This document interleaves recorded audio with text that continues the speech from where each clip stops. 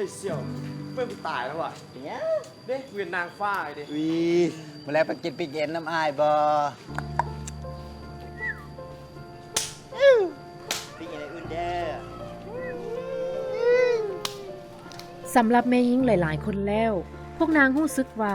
การลวนลามทางเพศแม่นสิ่งที่พวกนางต้องอดทนอยู่กับมัน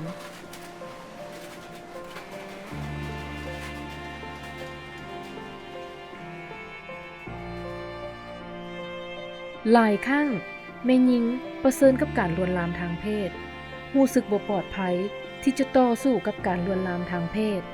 หรือบ่มั่นใจที่จะเว้าหยังออกมา โอเคเหรอโอเคแท้อึ้งๆกลัวอยากจะเป็น แต่ว่ามันจะเกิดอย่างขึ้น ถ้าพวกเราทั้งหมดตัดสินใจเว้าออกมา เพื่อต้านการลวนลามทางเพศ เวียนนางฟ้าไอ้เด้ วีมาแล้วไปกินปีกเย็นน้ำอายบอปีกเย็นอื่นเด้อ พวกเจ้าฮู้บ่การที่พวกเจ้าเว้าแล้วผิวปากแนวนี้นะซ้ำกับเป็นการลวนลามทางเพศแด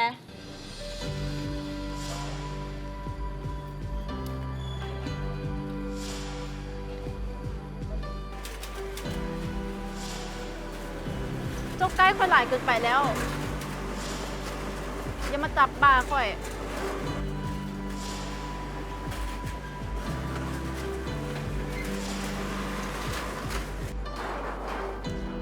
เจ้าของมันในอีกบัวได้แล้วยังสิมาจับก้นเขาอีก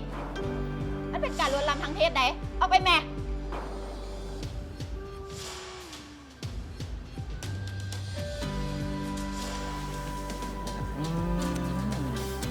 คนอ่ะใส่มากมีคนอ่ะปุ๊บ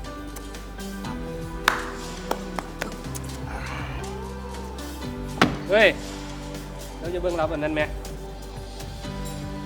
เราบ่มักดอกแล้วก็บ่ให้มักอีก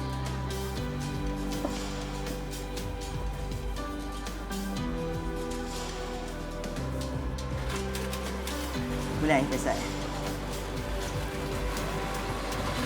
บดไปกินเย็นข้างหลัง ยังบ่แล้วเท่าว่ะ ยังอาทิตย์แล้วให้เจ้าไปกินคอยกันก่อนเจ้า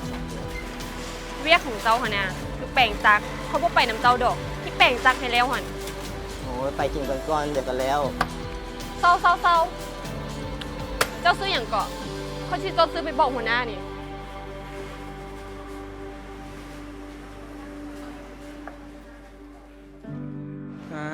ตั้งแต่มีแฟนนี่เนาะมีน้ำมีนวลแท้ขอซูนคิงนี่ดูหั่นสมแควได้เนาะ เป็นอย่างเจ้าก็ต้องไปว่าให้กับเจ้าแบบนั้น เจ้าเอาลวนลามกับเจ้าได้แล้วนะให้เกียรติกับเจ้าได้แม่ ถ้าเทื่อหน้าค่อยยังเห็นเจ้าเหตุแบบนี้อีกอยู่ ค่อยจะเอาเรื่องของเจ้าเป็นรายงาน อันเจ้าอย่าเอาเลือกข่อยไปได้งานเด้อข่อยขอโทษ ทั้งหญิงและชายในทั่วโลกกำลังลุกขึ้นและก้าวต้านการลวนลามทางเพศด้วยความมั่นใจ ย้อนว่ามันบ่แม่นความรับผิดชอบของแม่หญิง ผู้ที่ประสบกับปัญหาการลวนลามทางเพศ ย้อนว่าอยู่บนใดก็ตามบ่ควรมีไผที่จะต้องอดทนอยู่กับมัน